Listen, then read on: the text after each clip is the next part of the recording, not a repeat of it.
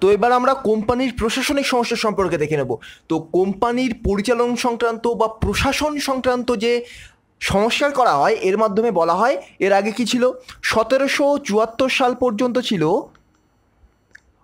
বাংলার গভর্নর, তো সেখান থেকে হবে বাংলার গভর্নর জেনারেল, অর্থাৎ গভর্নর জেনারেল অফ বেঙ্গল নামে পরিচিত হবে কিন্তু এরপর থেকে।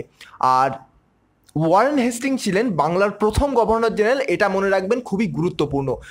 নেক্সট যে প্রশাসনিক সংস্কারের মধ্যে গুরুত্বপূর্ণ সেটা হলো গভর্নর জেনারেল কাজে সহায়তা করার জন্য কিন্তু 4 সদস্য বিশিষ্ট একটি প্রিভি কাউন্সিল গঠিত হবে, এবং এই কাউন্সিলের প্রথম 4 সদস্য নামগুলো আমি বলে দিচ্ছি, অতটা ইম্পর্টেন্ট নয়, তবু মনে রাখার চেষ্টা করবেন। ক্লাভারিং, মনসন, বারওয়েল এবং ফিলিপ ফ্রান্সিস।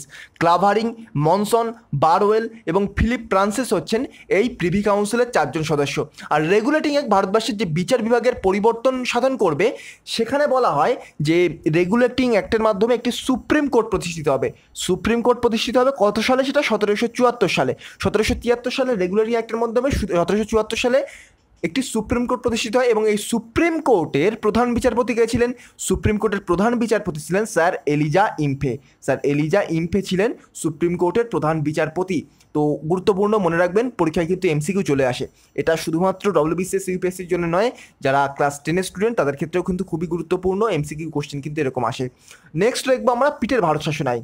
তো এখানে আপনাদের মধ্যে কোশ্চেন আসতে পারে যে কোম্পানির প্রশাসনিক সংস্কার, কোম্পানির গঠনতান্ত্রিক সংস্কার করা হলো 1773 সালের রেগুলেটিং অ্যাক্টের মাধ্যমে।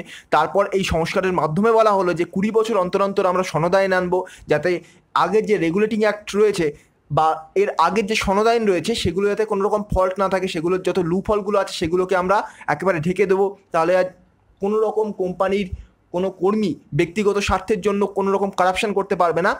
কিন্তু পিটের ভারত শাসন আইন 1784 সালে আনা হলো। এটা কেন আনা হলো এবার বলি। এই যে পিটের ভারত শাসন আইন আনা হয়েছিল তার কারণ হচ্ছে রেগুলেটিং অ্যাক্টেও কিছু ত্রুটি বিচ্যুতি ছিল, এবং সেই ত্রুটি বিচ্যুতিকে লুপহল হিসেবে ইউজ করছিল কোম্পানির কিছু পার্টিকুলার কর্মী, এবং তার দ্বারা তারা কারাপশন করছিল। এর ফলে তখনকার সমকালীন ব্রিটিশ প্রধানমন্ত্রী উইলিয়াম পিটের নাম অনুসারে পিটের ভারত শাসন আইন জারি করেন। আর এই আইনের মাধ্যমে বলা হয়, আগে যে প্রিভি কাউন্সিল জারি করা হয়েছিল, একটু আগেই যেটা বললাম কোম্পানির প্রশাসনিক সংস্কারের ক্ষেত্রে যে প্রিভি কাউন্সিল জারি করা হয়েছিল 4 জনের সদস্যের, তো এই প্রিভি কাউন্সিল এর সাথে কিন্তু 6 জন প্রিভি কাউন্সিল এবার থেকে মেম্বার থাকবেন। প্রিভি কাউন্সিলের 4 জনের সদস্য থেকে 6 জনের সদস্য হয়ে যাবেন। এরপরে হবে কোর্ট অফ ডিরেক্টসের যত কাজকর্ম সেগুলো কিন্তু নিয়ন্ত্রণের জন্য একটা বোর্ড অফ কন্ট্রোল গঠন করা হয়। আর এই বোর্ড অফ কন্ট্রোল একটি কনস্টিটিউশনাল বডি বা সাংবিধানিক সংস্থা। এটা মনে রাখবেন, বোর্ড অফ কন্ট্রোল একটি কনস্টিটিউশনাল বডি বা সাংবিধানিক সংস্থা। আর গভর্নর জেনারেলকে প্রিভি কাউন্সিলের মতামত অগ্রাহ্য করার অতিরিক্ত ক্ষমতা দেওয়া হয়। এর আগে কি হতো? এর আগে গভর্নর জেনারেল অফ বেঙ্গল কখনোই প্রিভি কাউন্সিলের যে মেম্বারগুলো ছিল তাদের মতামত অগ্রাহ্য করতে পারতো না। এর ফলে দেখা যেত অনেক সময় অনেক মেম্বার অনেক রকম কথা বলতো, তার ফলে যে কোনো মতামত, যে কোনো সিদ্ধান্ত গ্রহণ করার ক্ষেত্রে কোম্পানির বা গভর্নর জেনারেল অফ বেঙ্গলের প্রচুর টাইম লেগে যেত। তো সেই টাইমটা যাতে নষ্ট না হয় সেই জন্য কিন্তু পিটের ভারত শাসন আইনের মাধ্যমে বলা হয় যে প্রিভি কাউন্সিলের মতামত অগ্রাহ্য করার অতিরিক্ত ক্ষমতা এখন থেকে গভর্নর জেনারেল অফ বেঙ্গলের দেওয়া হলো। তো এরপরে আমরা যেটা আলোচনা করবো, এবার যেটা আলোচনা করবো সেটা হলো, যখন আমরা রেগুলেটিং অ্যাক্ট আলোচনা করেছিলাম তখনই আমরা বলেছিলাম যে 1773 সালের পর থেকে প্রতি 20 বছর অন্তর অন্তর এই যে পিটের ভারত শাসন আইন, পিটের ভারত শাসন আইন নয়, রেগুলেটিং অ্যাক্ট, এটাকে সংস্কারের জন্য বিভিন্ন রকম সনদ আইন বা চার্টার অ্যাক্ট আনা হবে। তো পিটের ভারত শাসন আইনও কিন্তু ত্রুটিমুক্ত ছিল না সেই জন্যে, এবং এর আগের যে রেগুলেটিং অ্যাক্ট, সেই রেগুলেটিং অ্যাক্টের যতগুলো লুপহল ছিল সেগুলোকে তাড়ানোর জন্য এই যে সনদ আইন আনা হয় 1793 খ্রিস্টাব্দে। এই সনদ আইনের আরেকটা নাম কিন্তু চার্টার অ্যাক্ট। পরীক্ষায় দুটো নামই থাকতে পারে, সনদ আইন অথবা চার্টার অ্যাক্ট। আর প্রথম চার্টার অ্যাক্ট বা প্রথম সনদ আইন 1793, তারপর এগুলো 1813, তারপর 1833 এবং 1853 সাল সর্বশেষ। তো এই যে রেগুলেটিং একটা শর্ত ছিল 1793 খ্রিস্টাব্দে যে লর্ড কর্নওয়ালিসের আমলে সনদ আইন নবীকরণ হবে, তখনও কিন্তু ঠিক হয়নি যে লর্ড কর্নওয়ালিস 1786 থেকে 1793 খ্রিস্টাব্দ পর্যন্ত রাজ করবেন। কিন্তু 1793 খ্রিস্টাব্দে সনদ আইন জারি করা হয় এই লর্ড কর্নওয়ালিসের সময়ে। আর এই লর্ড কর্নওয়ালিস বলেন যে এই আইনের মাধ্যমে আমরা বাংলার যে গভর্নর জেনারেল, সেই বাংলার গভর্নর জেনারেলকে আরও বেশি পাওয়ার দেবো। আরও বেশি পাওয়ার কীভাবে দেবো? বোম্বাই এবং মাদ্রাস প্রেসিডেন্সির গভর্নরদের যে কোনো সিদ্ধান্ত বাতিলের ক্ষমতা কিন্তু দেওয়া হয় বাংলার গভর্নর জেনারেলের উপর। অর্থাৎ আপনারা বুঝতে পারছেন, বোম্বাই এবং মাদ্রাস প্রেসিডেন্সিতে তখনই কিন্তু গভর্নর জেনারেল নিযুক্ত করা হয়েছিল এবং সেটি অবশ্যই বাংলার গভর্নর জেনারেলের আন্ডারে থাকবে। তো তার ফলে কি হয়, এক কথায় বলতে গেলে এদেশে তখন মনোপলি বা ব্রিটিশ রাজাদের মধ্যে একেবারে রাজতন্ত্র শুরু হয়ে যায়, যে কোনো একজনের হাতেই পাওয়ার, যেকে বলা হয় মোনার্কি। তো এরকম কিন্তু শুরু হয়ে যায়। তো 1833 খ্রিস্টাব্দের সনদ আইন নবীকরণের সময় কিন্তু বাংলার গভর্নর জেনারেল পদটি ভারতের গভর্নর জেনারেল অফ ইন্ডিয়া নামে পরিচিত হয়। আর লর্ড উইলিয়াম বেন্টিং প্রথম ভারতের গভর্নর জেনারেল নিযুক্ত হন। এটা তো আপনারা ভবিষ্যতে জানতে পারবেন যখন আমি সনদ আইন 1833 আলোচনা করব। তার আগে কোম্পানির শাসনে কিছু উদ্যোগ জেনে নিই আমরা। তো কোম্পানির শাসনের উদ্যোগ বলতে জাস্ট বোঝানো হয়েছে যে কোম্পানি কতটা উদ্যোগ নিয়েছিল ভারতে তার শাসন ব্যবস্থা রূপায়ণ করতে, তার শাসন ব্যবস্থাকে রূপায়িত করতে কতটা সে সময় নিয়েছিল, কীভাবে তারা উদ্যোগ গ্রহণ করেছিল। তো এক্ষেত্রে বলতে গেলে সবচেয়ে গুরুত্বপূর্ণ যে নামগুলো এর মধ্যে হচ্ছে ওয়ারেন হেস্টিংস, তারপর লর্ড কর্নওয়ালিস। কিন্তু ওয়ারেন হেস্টিংস কিছু কারপ্শনের সাথে যুক্ত হয়ে পড়েছিলেন, তো ওয়ারেন হেস্টিংসে কিন্তু বাড়ি পাঠিয়ে দেওয়া হয়, অর্থাৎ ইংল্যান্ডে পাঠিয়ে দেওয়া হয়। তো প্রথমে আমরা ওয়ারেন হেস্টিংসের উদ্যোগটা একটু দেখে নিই, তারপরে আমরা শাসনের প্রশাসনিক স্তম্ভ দেখে নেব। তো ওয়ারেন হেস্টিংস কিন্তু একটি সুষ্ঠু, সংহত এবং কেন্দ্রীভূত ব্রিটিশ প্রশাসন গঠনের ক্ষেত্রে গুরুত্বপূর্ণ অবদান গ্রহণ করলেও তার একটা কালো দিক থেকে গেছিল, ওই যে তিনি তখন কারাপশনের সাথে যুক্ত হয়ে পড়েছিলেন। কালো দিক তো অবশ্যই ছিল বাঙালিদের ক্ষেত্রে, ভারতীয়দের ক্ষেত্রে, কিন্তু ব্রিটিশদের কাছেও কিন্তু ওই একটা কালো দিক থেকে গিয়েছিল। তো ওয়ারেন হেস্টিংসই কিন্তু প্রথম 1772 সালে দ্বৈত শাসনের অবসান ঘটান। দ্বৈত শাসন আমি কি এর আগে আলোচনা করেছি। তো এই দ্বৈত শাসনের অবসান ঘটান 1772 খ্রিস্টাব্দে, এবং রেগুলেটিং অ্যাক্ট 1773-এর জোরে তিনি 1774 সালে প্রথম বাংলার গভর্নর জেনারেল পদ লাভ করেন। আর এক্ষেত্রে শুধুমাত্র বাংলা নয়, একসঙ্গে তিনি মাদ্রাজ, বোম্বাই এবং কলকাতা প্রেসিডেন্সির ওপর ক্ষমতা ব্যবহারের সুযোগ পান। আর রেগুলেটিং অ্যাক্টের নির্দেশ অনুযায়ী তিনি রাজস্ব ব্যবস্থা, বিচার ব্যবস্থা, পুলিশ ব্যবস্থা এবং সামরিক ব্যবস্থার সংস্কার সাধনে নিজেকে নিযুক্ত করেন। কিন্তু সফল হন বলতে গেলে খুবই বলা ভুল হবে, কেননা তিনি সম্পূর্ণ কিন্তু সফল হননি। এই রিলেটেড নিয়ে বিভিন্ন বইতে বিভিন্ন রকম মতামত রয়েছে, আমি বিভিন্ন বইয়ের সোর্স থেকেই বলছি। তিনি কিন্তু সম্পূর্ণভাবে সফল হননি। অবশ্যই তিনি সফল হয়েছিলেন, কিন্তু সম্পূর্ণরূপে সফল হননি। কিছুটা কাজ কিন্তু বাকি থেকে গিয়েছিল, যেটার পরবর্তীতে লর্ড কর্নওয়ালিস, লর্ড ওয়েলেসলি করবে, এবং তার ভবিষ্যতে লর্ড ডালহৌসি কিন্তু সাম্রাজ্য বিস্তারকে একেবারে কেন্দ্রীভূত করে ফেলবে। আর কোম্পানির শাসনের প্রশাসনিক স্তম্ভ নিয়ে আলোচনা করতে গেলে আমাদের যেগুলো বলতে হবে, অর্থাৎ কোম্পানির শাসনকে কীভাবে কেন্দ্রীভূত করা যায় সেই ব্যবস্থাটা লক্ষ্য রাখেন স্পেশালি তখনকার দিনে ওয়ারেন হেস্টিংস এবং লর্ড কর্নওয়ালিস। তারা কিন্তু ঔপনিবেশিক শাসন কাঠামো দৃঢ়মূল করার চেষ্টা করেন এবং সেই রিলেটেড কয়েকটি সমস্যা সাধন করেন। তখনকার দিনে যেগুলো একেবারেই ছিল না, তখনকার দিনে লর্ড কর্নওয়ালিস এবং ওয়ারেন হেস্টিংস স্পেশালি যেগুলো ইমপ্লিমেন্ট করার চেষ্টা করেন সেগুলো হলো রাজস্ব বিভাগ, সিভিল সার্ভিস অর্থাৎ সিভিল সেবা, তারপর সামরিক বিভাগ, পুলিশ বিভাগ, বিচার বিভাগ। এগুলো কিন্তু খুবই গুরুত্বপূর্ণ নাম, যেগুলো এরা কিন্তু ইমপ্লিমেন্ট করার চেষ্টা করেন। এবং ডক্টর বিপান চন্দ্র এই রিলেটেড লিখেছেন ভারতের ঔপনিবেশিক শাসন কাঠামো ব্রিটিশ রাজের প্রথম স্তম্ভ ছিল কিন্তু সিভিল সার্ভিস, দ্বিতীয় স্তম্ভ হচ্ছে সামরিক বাহিনী এবং তৃতীয় স্তম্ভ হয় পুলিশ বিভাগ। এখনও বর্তমানে যদি আপনারা দেখতে যান তাহলে কিন্তু এটাই রয়েছে। আমাদের প্রথম এক্সিকিউটিভ যে পদ সেটা কিন্তু সিভিল সার্ভিস, সেই জন্য WBCS দিয়ে তো আপনারা এক্সিকিউটিভ পদে যাওয়ার চেষ্টা করেন গ্রুপে পাশ করার পরে। IAS কিসের জন্য হয়? এটাতে এক্সিকিউটিভ পদ, অবশ্যই এক্সিকিউটিভ পদ এগুলো। তারপরে কি, তারপরে দ্বিতীয় কি, সামরিক বাহিনী। মানে যে ফোর্সগুলো বলা হয়, সেন্ট্রাল যে ফোর্সগুলো বলা হয়, এগুলোর গুরুত্ব কিন্তু খুবই বেশি। তারপর IAS, তারপর IFS, এগুলো তো খুবই গুরুত্বপূর্ণ এক একটা পদ। তো তেমনই পুলিশ বিভাগ তৃতীয় স্তম্ভ। তো এখানে IPS তো আলাদা করে আর এক্সাম্পল দেওয়ার দরকার নেই, এগুলো প্রত্যেকেই জানেন। তো এরপর আমরা যেগুলো আলোচনা করবো, এই যে বললাম এতক্ষণ রাজস্ব বিভাগ, সিভিল সার্ভিস, সামরিক বিভাগ, পুলিশ বিভাগ, বিচার বিভাগ, তো এগুলো আমরা একে একে দেখে নেব। প্রথমে আমরা দেখবো রাজস্ব বিভাগ। রাজস্ব বিভাগ বলতে গেলে 1772 খ্রিস্টাব্দে দ্বৈত শাসনের যখন অবসান ঘটান ওয়ারেন হেস্টিংস, তখনই কিন্তু তিনি প্রথম রাজস্ব সংগ্রহের ক্ষেত্রে আলাদা করে দৃষ্টিপাত করেন। আর এই সময় তিনি তার সরকারি কোষাগার মুর্শিদাবাদ থেকে কলকাতায় স্থানান্তরিত করেন। দেখুন, কলকাতা থেকে কিন্তু বেশি পরিমাণে কন্ট্রোল করা সম্ভব। কলকাতা আমাদের সেন্টারে একেবারে না হলেও কিন্তু কলকাতা এমন একটি এরিয়া ছিল, পশ্চিমবঙ্গের কেন্দ্রস্থল, তখনকার দিনে ভারতের কেন্দ্রস্থল। কেননা ভারতের সমস্ত রকম ট্রেড কিন্তু তখন গুজরাট, মুম্বাই বন্দরের পরিবর্তে কলকাতা বন্দর থেকে বেশিরভাগ করা হতো। সেই জন্যে কিন্তু এটাই ছিল ব্রিটিশদের প্রধান কেন্দ্র তখনকার দিনে। আর সর্বোচ্চ ব্রিটিশদের পাওয়ার ছিল তখন এই কলকাতাতেই। আর 1772 খ্রিস্টাব্দের রাজস্বের এই যে বিভাগ, রাজস্বের যে বিভাগ, সেটাকে সংস্কার করার জন্য 1772 খ্রিস্টাব্দে কি চালু করা হয়?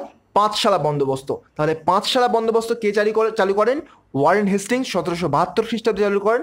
এই পাঁচশালা বন্দোবস্তের মাধ্যমে বলা হয় যে 5 বছরের জন্য ভূমি বন্দোবস্ত দেওয়া হবে কৃষকদের, এবং তার ফলে 5 বছর অন্তর অন্তর কিন্তু রাজস্ব আদায় করা হবে। আর রাজস্ব ব্যবস্থার দেখভালের জন্য 1776 খ্রিস্টাব্দে আমিনি কমিশনও গঠিত হয়। এই কমিশন 1781 খ্রিস্টাব্দে রাজস্বের নির্ধারণ এবং আদায়ের জন্য কিন্তু কমিটি অফ রেভিনিউ নামে পুনর্গঠিত হয়, কারণ এই কমিটির যে লুপহোলগুলো ছিল সেগুলোকে তাড়ানোর জন্য কমিটি অফ রেভিনিউ গঠন করা হয় 1781 সালে আমিনি কমিশনের পুনর্গঠিত করার মাধ্যমে।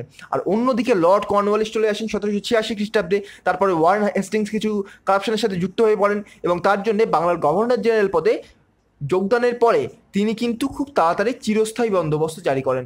10 সালা বন্দোবস্ত, চিরস্থায়ী বন্দোবস্ত, এগুলো আমরা ভবিষ্যতে অর্থাৎ নেক্সট লেকচারে আলোচনা করব। তো নেক্সট যেগুলো রয়েছে সিভিল সার্ভিস। সিভিল সার্ভিস কি? আর আমি বললাম পাঁচশালা বন্দোবস্ত, এটাও কিন্তু আমরা নেক্সট লেকচারে আলোচনা করব। তো এরপরে সিভিল সার্ভিস বা সিভিল সেবা, আপনারা সিভিল সার্ভিস দেবো, ডব্লিউবিসিএস দেবো, ইউপিএসসি দেবো, এগুলো যে বলেন এগুলো কিন্তু সিভিল সার্ভিস।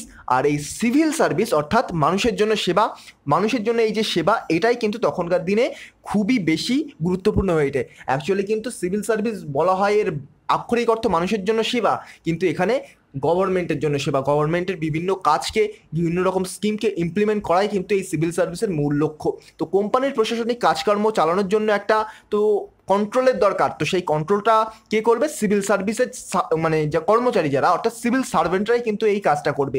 আর অধিকাংশ ক্ষেত্রে ভারতীয়দের ওপর তাদের নির্ভর করতে হতো, কিন্তু তারা চাইতো না যে তারা ভারতীয়দের ওপর নির্ভর করে, কারণ ভারতীয়রা যখন তখন ধোকা দিতে পারতো। তার কারণ হচ্ছে তারা সবসময় সন্দেহ করতো, তার কারণ তারা যা কাজটা করেছে, তারা যেভাবে ভারতে তাদের কবজা বসিয়ে ফেলেছে, তখন তাদের মনে সন্দেহ হওয়াটাই স্বাভাবিক ছিল। তো উঁচু পদের জন্য কোম্পানিরা কিন্তু ভারতীয়দের তখন বিশ্বাস করতো না, এবং উঁচু পদে তাদেরকে অর্থাৎ ভারতীয়দের কিন্তু আস্থাও রাখতো না এবং তাদেরকে বসাতেও না। সেই জন্য উঁচু পদের জন্য আমলা বা উচ্চপদস্থ কর্মচারী নির্বাচন এবং নিয়োগের জন্যই কিন্তু কোম্পানির লন্ডনে কোর্ট অফ ডিরেক্টস এই ব্যাপারটাকে দেখে, এবং তারা ব্যাপারটাকে সংহত রূপ দেওয়ার জন্য লর্ড কর্নওয়ালিস ইংল্যান্ডে যে সিভিল সার্ভেন্ট ধাঁচ ছিল সেই রকমভাবে কিন্তু উচ্চপদস্থ কর্মচারীদের নিয়োগের জন্য সিভিল সার্ভিসের সূচনা করেন। এবং 1853 খ্রিস্টাব্দ পর্যন্ত কিন্তু সিভিল সার্ভিসের নিয়োগ পদ্ধতি কোর্ট অফ ডিরেক্টসের মাধ্যমেই সম্পন্ন হতো, এবং ইংল্যান্ডে যেসব অভিজাত পরিবারের তরুণ সম্প্রদায় ছিল তারাই কিন্তু একমাত্র এখানে চান্স পেত, কোনো ভারতীয়রা কিন্তু সাধারণত এখানে চান্স পেত না।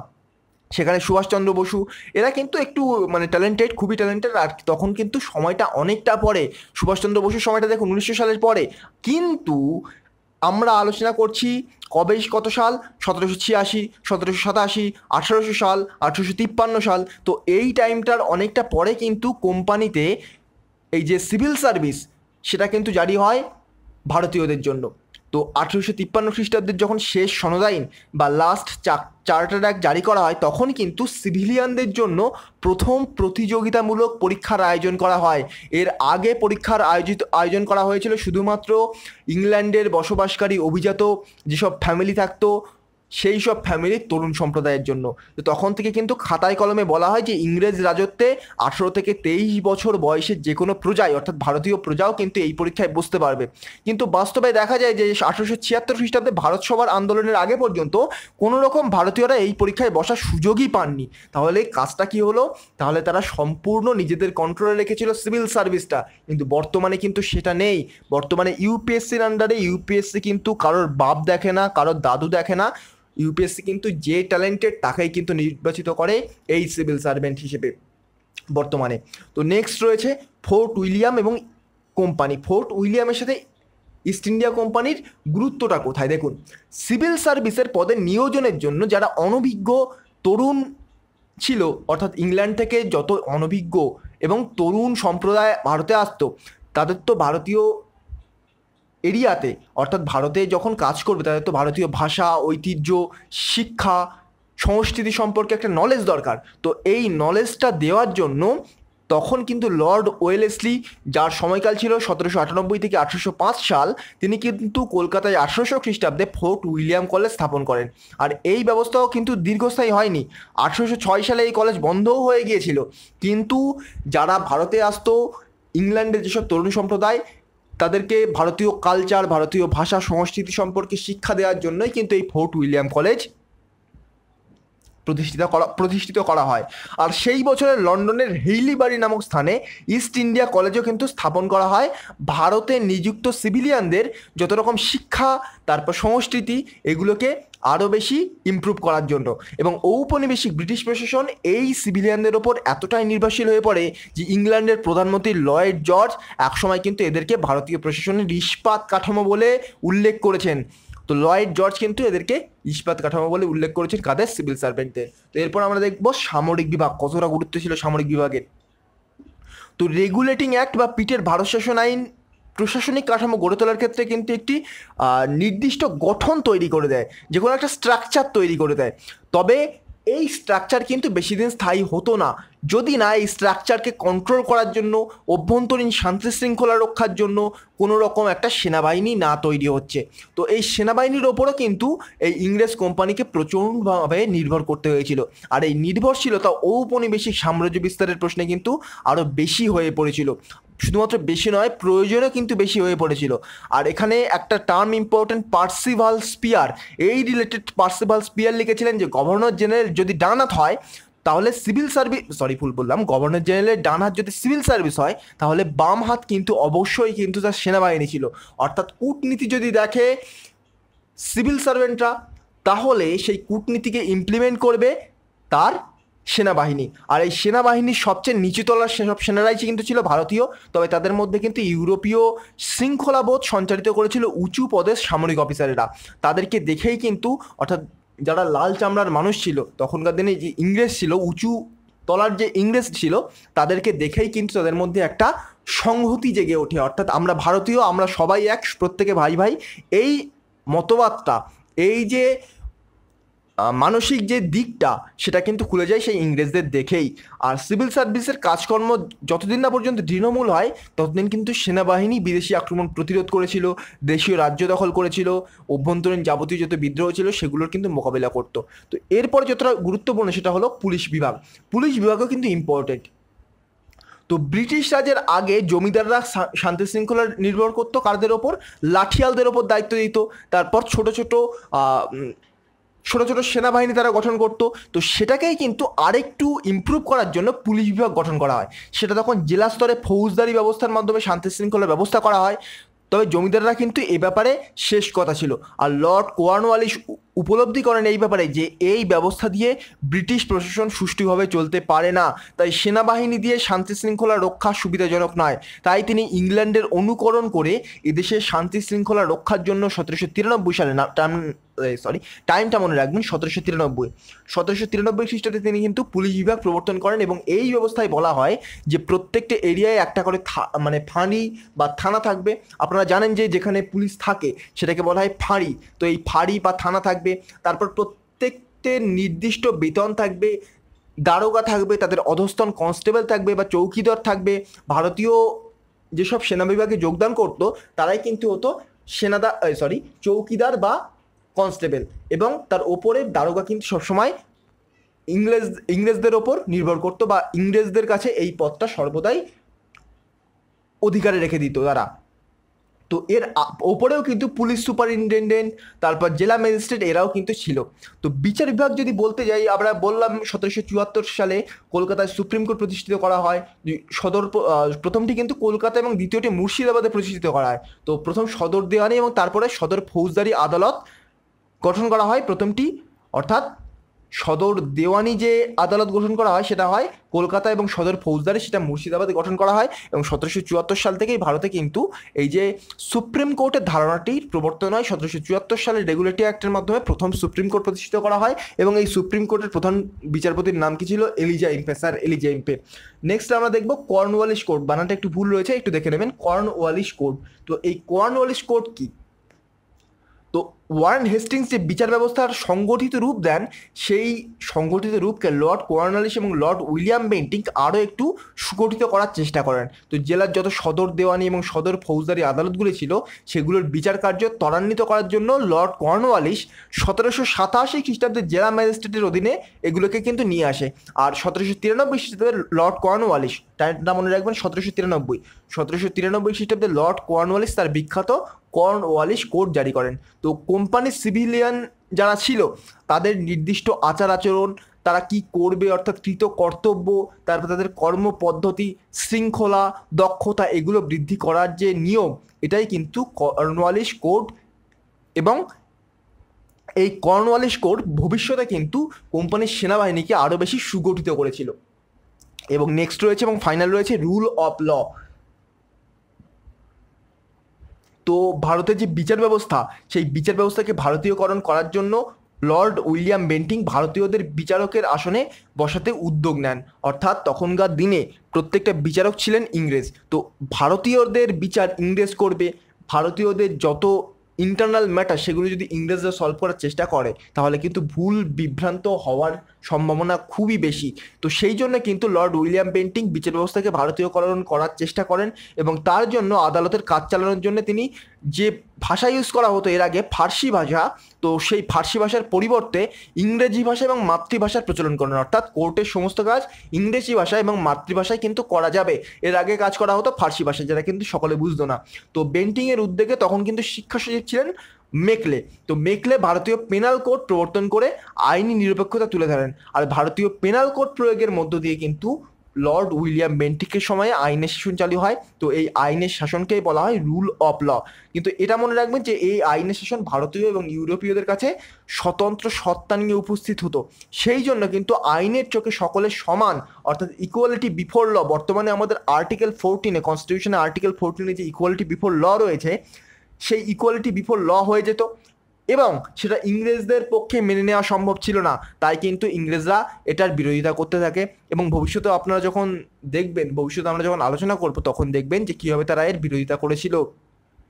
1870-80 এই যখন সময়টা আমরা দেখব তখন দেখব যে কীভাবে তারা এর বিরোধিতা করেছিল। লর্ড রিপন, লিটন, এই রিলেটেড টার্ম যখন আমরা আলোচনা করব, অর্থাৎ এদের নিয়ে যখন আলোচনা করবো, এইসব গভর্নর জেনারেল, ভাইসরয় নিয়ে যখন আলোচনা করব, তখন আমরা এই ব্যাপারে কন্ট্রোভার্সি এবং কনফ্লিক্ট দেখতে পাবো। তো এই ছিল আমাদের আলোচনা। ভিডিওটা লেন্থ মোটামুটি 30 মিনিটের কাছাকাছি হয়ে গেল। তো ছোট্ট আলোচনা ছিল, ছোট বলা ভুল, মোটামুটি অনেকটাই বড়। তো ভিডিওটা যদি ভালো লেগে থাকে এবং এই সিরিজটা যদি কন্টিনিউ করতে চান আমার সাথে, তাহলে অবশ্যই চ্যানেলটিকে সাবস্ক্রাইব করে পাশে থাকা বেল আইকন প্রেস করতে ভুলবেন না। তো আজকের মতো গুড বাই, পরবর্তী ভিডিওতে আবার দেখা হবে। Thank you.